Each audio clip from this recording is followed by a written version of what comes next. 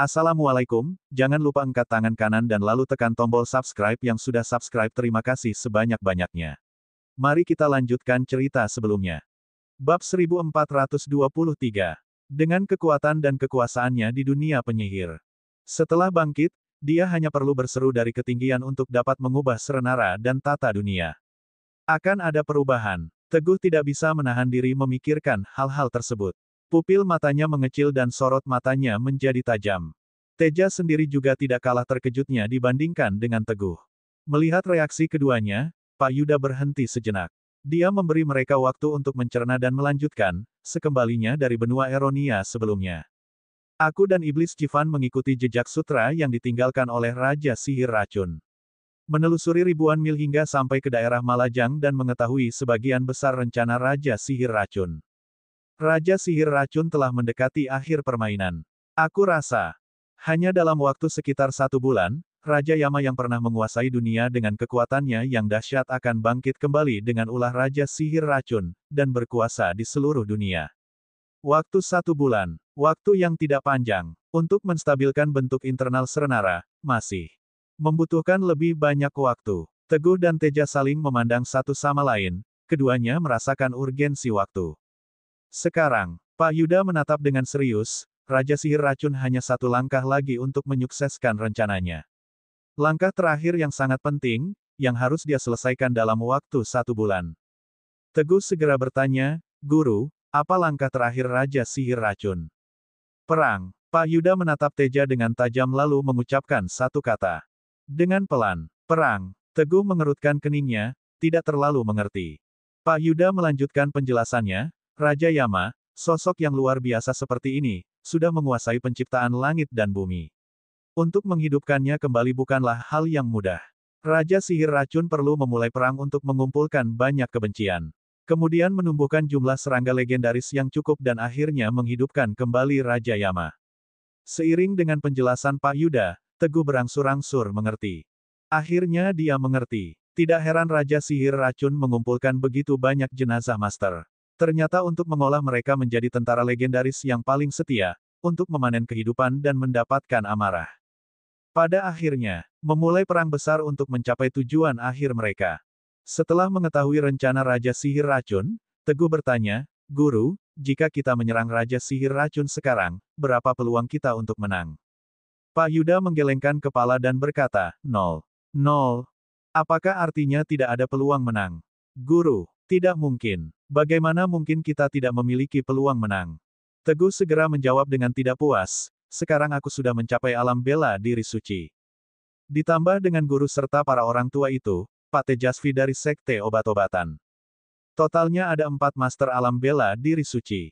Meskipun Raja Sihir Racun memiliki tentara legendaris di alam bela diri suci, tapi fleksibilitas dan pemikiran mereka tetap jauh berbeda dengan orang normal. Asalkan kita bekerja sama untuk membunuh Raja Sihir Racun, pasukan tentara legendaris yang tersisa akan hancur berkeping. Keping. Dengan begitu, bagaimana mungkin kita tidak memiliki peluang menang? Setelah paparan analisis yang serius dari Teguh, Pak Yuda hanya mengucapkan satu kalimat, seorang Raja Yama sudah cukup untuk menghancurkan kita semua. Teguh seketika terdiam. 1 Raja Yama saja sudah cukup untuk menghancurkan semua master alam bela diri suci kita. Percayalah. Pak Yuda menggelengkan kepala lalu menambahkan, Raja Yama sudah menjadi master tingkat yang lebih tinggi. Perbedaan antara kita dan dia adalah perbedaan tingkat kehidupan. Ada jurang antara langit dan bumi yang sama sekali tidak bisa diatasi dengan jumlah. Sama seperti bayi, tidak mungkin bisa menjadi lawan bagi seorang Grandmaster Master.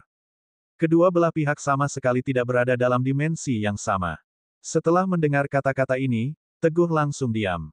Sebelumnya, dia hanya mendengar dari Pak Yuda bahwa Raja Yama memang luar biasa, tapi tidak pernah terpikirkan bahwa Raja Yama bisa menjadi sekejam ini. Bagaimana cara menghadapinya? Bab 1424. Kalau begitu, Teguh berpikir sejenak lalu bertanya lagi, apakah kita akan melakukan pembersihan besar-besaran terhadap kekuasaan Raja Sihir Racun dalam 1 bulan ini? Dengan memusnahkan semua tentara legendaris, dia tidak bisa menghidupkan kembali Raja Yama. Apakah semuanya akan berjalan lancar? Rencana Teguh cukup bagus. Hanya saja, didasarkan pada asumsi bahwa semuanya akan terselesaikan dengan sempurna, Pak Yuda menjawab satu kalimat dengan santai yang membuat Teguh terdiam. Tapi bagaimana kalau gagal? Raja Sihir Racun memiliki beberapa tentara legendaris di alam bela diri suci. Bagaimana kamu memastikan bahwa semuanya dapat ditangkap dalam satu serangan? Pada saat itu, dengan kegilaan Raja Sihir Racun, dia akan meluncurkan permainan bunuh diri. Seluruh Serenara akan hancur, rakyat akan menderita. Bagaimana akhir ceritamu? Memang rawan berakhir dengan tidak baik. Alam bela diri suci. Pada tingkat ini, Master yang bertekad untuk membuat kekacauan akan membuat siapapun merasa gatal di kulit kepala. Ini tidak akan berhasil. Tidak mungkin. Teguh bertanya, Guru, bagaimana kita harus menghadapinya? Kita tidak mungkin menutup mata. Kalau Raja Sihir Racun berhasil menghidupkan kembali Raja Yama, kita akan berada dalam posisi yang sangat tidak menguntungkan. Pak Yuda berkata, tugas utamamu sekarang adalah pergi ke aula utama harta karun keluarga Sabel dan belajar teknik kultivasi yang ada di dinding. Tentang masalah lainnya, biarkan aku yang menanganinya. Asalkan kamu bisa berhasil berlatih kultivasi sebelum perang pecah, maka kamu bisa bertanding dengan Raja Yama dalam waktu sependek ini. Selain itu, sebaiknya kita menyingkirkan keluarga-keluarga itu sebelum pertempuran besar. Teguh langsung mengerti. Benar, asalkan kemampuan dirinya ditingkatkan, segala sesuatunya dapat diatasi dengan mudah. Guru, aku mengerti. Pak Yuda menganggukkan kepala kemudian melihat ke arah Teja yang ada di sampingnya. Teja, ada yang perlu kamu lakukan. Panggil keluarga ahli bela diri kuno di Serenara dengan semangat besar. Agar bergabung. Dan bersama-sama melawan Malajang dalam upaya untuk mengepung Raja Sihir Racun. Tidak peduli apakah mereka bertindak dengan licik atau menganggap diri mereka lebih pintar, kamu harus menunjukkan sikap yang tepat, kejujuran, dan tekad yang besar. Untuk melindungi Teguh dalam kultivasi. Strategi ini disebut dengan mengalihkan perhatian lawan dengan ilusi tapi di baliknya ada rencana lain. Kelihatannya perang besar akan terjadi. Namun sebenarnya Raja Sihir Racun membutuhkan waktu, begitu juga dengan Teguh. Bagus, Guru, aku akan mengatur. Sekarang, setelah menyetujui Pak Yuda, Teja langsung melakukan tugas ini. Teguh kemudian menelepon Rina, Rina, Raja Sihir Racun sudah mempersiapkan segalanya. Diperkirakan tidak lama lagi, Serenara akan mengalami perang besar. Aku perlu segera belajar proses kultivasi di aula utama harta karun keluarga Sabel. Kamu dan Sinta cepat datang ke sini. Rina di seberang telepon segera bertanya, kapan berangkat? Berangkat. Teguh berpikir sejenak lalu berkata, setelah aku menyelesaikan tata letak strategi. Terakhir di sini, aku baru bisa pergi dan menuju Gunung Kaliputi. Baik, aku mengerti. Panggilan pun diakhiri. Teguh merasa, untuk bisa menguasai proses kultivasi yang ada di lukisan dinding, membutuhkan waktu yang cukup lama. Selama periode ini, dia harus mengatur Istana Raja Serigala dan organisasi Mata Elang dengan baik. Kemudian dia menghubungi Bayangan lagi. Memberitahunya tentang beberapa rencana saat ini dan membuat pengaturan. Raja Serigala. Tidak lama kemudian, seorang pengawal istana datang, Kaisar mengirim aku untuk memberi tahu Anda bahwa kepala masing-masing aliran telah tiba di tempat, tolong datang ke pertemuan. Baiklah, kamu bawa jalan. Teguh Laksmana mengangguk, kemudian mengikuti pengawal pergi bersama. Bab 1425. Istana Ibu Kota. Ini adalah tempat tinggal yang disediakan khusus oleh Teja untuk Teguh di Ibu Kota. Mewah, gemerlap, sekaligus indah. Rina dan Sinta sudah datang dan sedang beristirahat sambil menunggu Teguh. Kalian sudah datang. Tepat pada waktunya, Sena datang. Setelah melihat Rina, dia mengeluarkan selembar daftar dan memberikannya. Daftar itu penuh dengan berbagai macam bahan obat yang tercantum dengan rinci. Rina, ini adalah pil pernapasan dalam sekte obat-obatanku. Setelah diolah, dapat membantu menyembunyikan aura agar tidak terdeteksi oleh Teguh. Kultivasi kali ini, Teguh, Rina, dan Sinta akan melakukan hal yang sama secara bersamaan. Rina juga selalu khawatir apakah kekuatan sebenarnya akan terbongkar dan membuat Teguh curiga akan identitasnya sebagai pemimpin sekte kegelapan. Daftar ini datang pada saat yang tepat. Terima kasih banyak. Rina berkata dengan serius lalu mengangkat alisnya dan bertanya, Sena, apakah kamu juga akan ikut bersama kami ke tempat harta karun keluarga Sabel? Benar, Sena menganggukkan kepala dan berkata, kakek telah memerintahkan seperti itu. Kalian bertiga sedang dalam proses kultivasi, tidak boleh ada gangguan sedikit pun dari luar. Oleh karena itu, Aku sengaja diatur untuk memimpin tim ini. Dan melindungi kalian. Rina mengangguk dengan sedikit bicara. Hanya saja, ada sedikit ketidaknyamanan di dalam hati. Bagaimanapun, Sinta juga akan bergabung. Bersama-sama dengan Teguh dan Rina, mereka akan melakukan 3 kultivasi. Hal ini sudah sangat mengejutkan dan membuatnya merasa khawatir sampai sekarang. Sekarang malah bertambah 1 orang lagi, Sena. Ini membuat Rina merasa sangat tidak nyaman. Rina, apa yang sedang kamu pikirkan? Sena melihat sikap Rina yang langsung berubah dingin. Wajahnya juga tidak terlihat baik, jadi Sena penasaran dan bertanya. Bukan hal penting. Rina menggelengkan kepalanya tanpa menunjukkan ekspresi. Setelah itu, Rina dengan cepat menghubungi wakil pemimpin Sekte Kegelapan, Manggala Naga. Aku berikan padamu sebuah resep obat. Segera siapkan bahan obatnya dan buatlah obat ini dengan segera. Aku sangat membutuhkannya sekarang. Baik, selain itu, Rina juga menambahkan, perintahkan semua pasukan elit Sekte Kegelapan untuk pergi ke ibu kota dan bersiaga di sekitar Gunung Kaliputi. Selanjutnya, aku akan berlatih kultivasi dengan Raja Serigala. Aku membutuhkan kalian untuk melindungi kami dari kegelapan. Baik, setelah mengatur semuanya, Rina menutup telepon. Dia menelepon di depan Sena sehingga membuat Sena merasa sedikit tidak senang. Sena sudah menyatakan bahwa dia dan Sekte Obat-obatan akan melindungi keamanan Teguh, tapi Rina malah mengambil tindakan seperti ini. Bukankah itu artinya dia tidak percaya pada Sena dan Sekte Obat-obatan? Sena merasa seperti kekuasaannya telah diambil alih. Yah, dia memang ingin melindungi suaminya sendiri. Selain itu, dengan identitas Rina dan juga hubungannya dengan Teguh, sebenarnya tidak ada yang salah dengan hal ini. Semuanya sudah sampai ya. Pada saat itu, Teguh masuk. Teguh, Teguh, suamiku. 3 wanita tersebut hampir bersamaan membuka mulut mereka. Sudah diputuskan. Teguh menganggukkan kepala dan berkata, kita akan segera berangkat ke Gunung Kaliputi menuju aula utama harta karun. Keluarga Sabel, kita harus belajar proses kultivasi ini secepat mungkin. Segera berangkat. 3 wanita itu terkejut pada saat yang bersama dan bertanya, kenapa begitu terburu-buru, apakah ada yang terjadi? Mereka bertiga memiliki suatu firasat. Pasti ada sesuatu yang buruk terjadi. Situasinya berubah. Teguh berkata dengan wajah yang serius dan suara berat, Wira baru saja memberi kabar bahwa Raja Sihir Racun telah memulai perang dalam skala besar. Dengan pegunungan 1000 sebagai basis, api perang telah menyala di segala penjuru.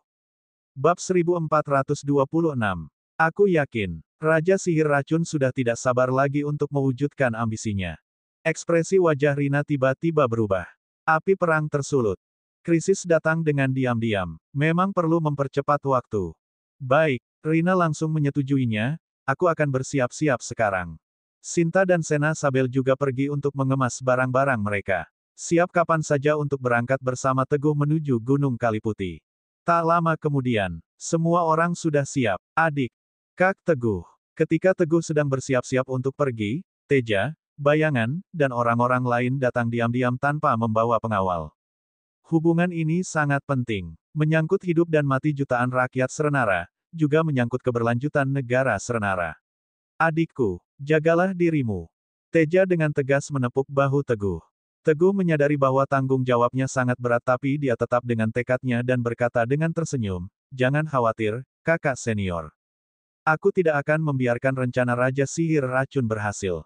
Langit Serenara, masih langit kita, masih langit yang biru. Tidak ada giliran bagi Raja Sihir Racun untuk memimpin. Apalagi bagi serangga beracun penghisap darah untuk memimpin.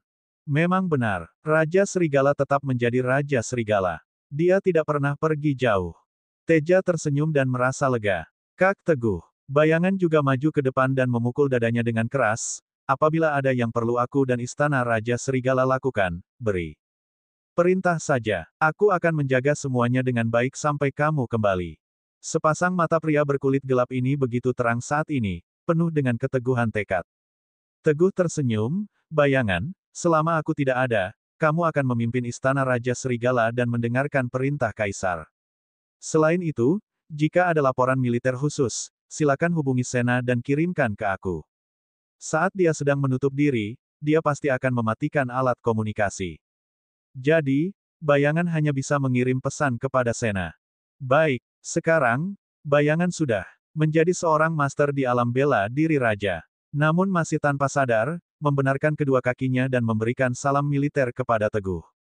Dalam hatinya, Teguh selalu menjadi Raja Serigala. 1 hari adalah, 1 tahun adalah, seumur hidup adalah. Baiklah, waktu terbatas, ayo kita berangkat. Teguh menepuk bahu bayangan kemudian memberi isyarat kepada Rina, dan pergi tanpa menoleh. Gunung Kaliputi. Karena Teguh dan yang lainnya berangkat pada sore hari, mereka tiba ketika malam sudah larut. Di atas gunung dingin dan gelap. Setelah menempuh perjalanan selama beberapa waktu, Sinta dan Sena jelas-jelas kelelahan dan sudah tidak kuat. Mari kita berkemah dan istirahat semalam. Besok pagi seharusnya kita sudah bisa tiba. Teguh mengusulkan. Baiklah. Bagus. Tidak masalah. Ketiga wanita itu dengan senang hati menyetujuinya. Hanya saja, saat memasang tenda, Rina berkata dengan riang, suamiku. Malam ini aku tidak akan tidur di tenda yang sama denganmu. Aku akan tidur bersama Sinta dan Sena. Teguh terkejut. Baru-baru ini, Rina tampak selalu memperhatikan dirinya dan tidak pernah melewatkan kesempatan untuk berduaan dengannya. Mengapa hari ini? Jadi, Teguh bertanya dengan rasa ingin tahu yang tinggi, Rina, apa yang terjadi denganmu hari ini? Tidak apa-apa. Rina tersenyum lebar dan berkata dengan tulus, aku akan segera menjadi sahabat baik yang sangat dekat dengan Sinta.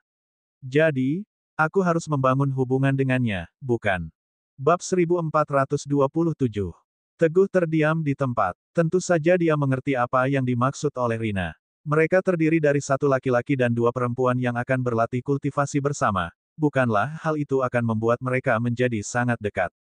Kalau saja diganti dengan orang lain, pasti merasa menikmati kebahagiaan bersama. Senang sekali. Uhuk, uhuk. Teguh tersenyum kaku dan membela dirinya sendiri. Aku juga tidak ingin begini, tapi proses kultivasi keluarga Sabel mengaturnya seperti ini. Rina, kamu mengerti itu. Rina melihat wajahnya memerah sampai ke telinga. Hatinya merasa lega dan dia menggerutu manja, kamu beruntung aku tidak akan berbicara lagi. Aku akan pergi memasang tenda. Setelah itu, Rina pergi membantu Sinta. Teguh semakin merasa bahwa perilaku Rina hari ini sangat aneh. Tapi dia juga tidak terlalu memikirkannya. Bagaimanapun, Rina dan Sinta adalah sahabat baik yang telah bersama-sama sepanjang jalan. Sekarang mereka dapat berinteraksi dengan baik. Malam akhirnya tiba. Bulan bersinar perak. Cahaya yang cerah menyinari bumi, membawa sedikit kehangatan. Teguh menemukan sebuah lembah yang sunyi dan mulai melakukan kultivasi terhadap proses kultivasi yang diberikan oleh Lingga kepadanya. Saat berada di tebing yang gersang, dia belajar dengan tergesa-gesa karena berada dalam keadaan yang terburu-buru. Sementara kami terburu-buru kembali, segala macam hal terus muncul, sampai sekarang baru ada waktu luang. Luar tenda, pemimpin, ini adalah obat yang kamu perintahkan untuk dibuat. Setelah memastikan Teguh pergi, Manggala menyusup masuk dan memberikan obat pernapasan yang sudah dibuat kepada Rina. Pergilah, hati-hati, jangan sampai ketahuan. Setelah menerima obat, Rina dia tidak lupa memberikan peringatan. Baik, aku mengerti. Setelah Manggala pergi, Sena dan Rina juga keluar. Gunung Kaliputi ini penuh dengan salju putih yang lebat dan banyak padang gurun yang sepi. Tempat yang cocok untuk kultivasi tidak banyak, Rina harus bersembunyi dari Teguh. Akhirnya setelah berkeliling, hanya ada 1 tempat kosong yang bisa dipilih. Namun, mereka tak tahu. Teguh berada tidak jauh dari mereka. Obat meredakan napas ini. Setelah menemukan tempat yang tepat, Sena menjelaskan, kamu harus meminumnya. Nanti dia akan melepaskan aroma khasnya, kamu harus segera menyatu dengannya. Dalam jangka waktu tertentu, apa yang kamu tunjukkan adalah napas yang terkendali. Selain itu, obat pereda napas dapat menekan kekuatan asli yang seharusnya menjadi milikmu. Tapi, napas yang kamu miliki dari iblis ular sangatlah kuat dan intens. Sejauh mana kamu bisa menguasainya dengan tepat, aku juga tidak terlalu yakin. Tanpa banyak bicara, Rina langsung mengonsumsi pil pernapasan. Wus! Setelah obat itu masuk ke tenggorokan, ledakan aroma langsung terjadi. Rina mengikuti petunjuk Sena. Dia mengelilingi dirinya dengan tenaganya sendiri dan menyatukan napas di atasnya dengan tenaganya sendiri. Melakukan pemurnian dengan cara ini. Beberapa saat kemudian, Rina perlahan membuka mata. Kedua matanya memancarkan warna yang murni. Obat pereda pernapasan ini memang efektif. Baiklah. Rina, Ini adalah pil pernapasan dalam sekte obat-obatanku. Setelah diolah, dapat membantu menyembunyikan aura agar tidak terdeteksi oleh Teguh. Rina tidak menjawab tapi dia mulai mencoba dengan sungguh-sungguh. Namun, duar, ketika obat pereda pernapasan mulai menekan napas Rina, tiba-tiba terjadi kejadian tak terduga. Kekuatan iblis ular, kekuatan manusia ular, semuanya termasuk ke dalam kekuatan yang sangat dominan. Tidak rela ditekan oleh sebuah pil kecil. Saat ini, semuanya meledak keluar. Ngung, kini di bawah sinar bulan, Rina terlihat seperti perempuan ular yang bangkit kembali dan memancarkan aura yang kuat dan dominan, menyebar ke segala arah. Bab 1428. Melihat situasi tersebut, Sena tiba-tiba terkejut dan segera sadar. Ternyata, kemampuan Rina berasal dari klan manusia ular. Tidak heran. Dia bisa berkembang dengan cepat sampai tahap ini. Sebelumnya, hal ini membuatnya sedikit bingung. Namun, kejadian itu terlalu tiba-tiba, Sena sama sekali tidak punya waktu untuk berpikir lebih banyak. Karena aura klan manusia ular yang ada pada Rina terlalu kuat dan menakutkan, jika tidak dihentikan tidak menutup kemungkinan Teguh akan merasakannya. Harus diketahui kalau Teguh sekarang juga sudah mencapai alam bela diri suci. Ngung, Sena hanya dapat mengendalikan kekuatan energinya sendiri. Bekerja sama dengan kekuatan obat pereda pernapasan untuk menekan dan mengendalikan aura klan manusia ular liar yang ada pada diri Rina. Tekan, harus ditekan. Saat ini, Sena dan Rina sedang berusaha keras. Namun, harapan mereka tidak tercapai. RGGH, aura tangga surga Rina dengan mudah melampaui semua hambatan dan meluncur ke segala penjuru padang. Menuju langit 9 lapis dengan kekuatan yang menggemparkan. Sedang membanggakan diri, serta tumpah dengan sembrono. Ini adalah nyanyian terakhir klan manusia ular. Sena sendiri bahkan mengalami cedera internal akibat embusan napas yang kuat. Darah merah merembes perlahan dari sudut bibirnya. Hah, di lembah yang tidak jauh dari sini. Teguh sedang menjalani proses kultivasi yang aneh tapi kuat. Saat ini, ia merasakan kehadiran kekuatan yang tidak biasa dingin dan kuat. Kekuatan seperti ini, setidaknya sudah mencapai tingkat alam bela diri suci. Apakah lagi-lagi ada makhluk jahat yang berbuat onar? Teguh merenung sejenak, lalu segera meluncur ke arah dari mana embusan napas itu datang. Dia harus mencari tahu. Ngung, hanya dalam beberapa langkah, kekuatan yang luar biasa itu langsung datang menerpa. Teguh langsung terdorong mundur. Kekuatan yang hebat. Teguh tidak bisa menahan kejutan dalam hatinya. Embusan napas ini ternyata sudah melebihi alam bela diri suci. Wush! Tanpa berpikir panjang, Teguh langsung menggunakan jurus pukulan api untuk menyerang gelombang udara yang terus meluas. Dang! Dengan suara ledakan yang keras, Teguh menghancurkan tenaga yang datang ke arahnya. Kemudian, bergerak dengan cepat menuju sumber tenaga. Di dekat tempatnya berkemah, ada kekuatan yang begitu kuat. Teguh tidak bisa tidur dengan baik hari ini karena tidak mengerti. Kira-kira 10 detik kemudian, Teguh tiba di pusat penyebaran terbaru. Hanya saja, Teguh melirik sekelilingnya dengan pandangan tajam, namun tidak menemukan apa-apa. Hanya meninggalkan kekacauan di lantai. Hal ini membuktikan bahwa semuanya tadi bukanlah isapan jempol belaka. Teguh langsung menghentakkan kaki dan berjalan menuju hutan di sekitarnya. Ini adalah satu-satunya tempat bersembunyi. Saat lebih dekat lagi, Teguh segera menyadari bahwa ada napas di dalam hutan. Wush! Dia mengambil keputusan dengan cepat dan langsung menyelidikinya ke hutan. Kekuatan tangan yang kuat dan besar menghancurkan segala sesuatu. Pada saat berikutnya, terdengar jeritan dari dalam hutan. Hanya saja, suara jeritan ini sangat familiar. Suara itu milik Sena dan Rina. Teguh benar-benar bingung. Apa yang terjadi? Cerita bersambung.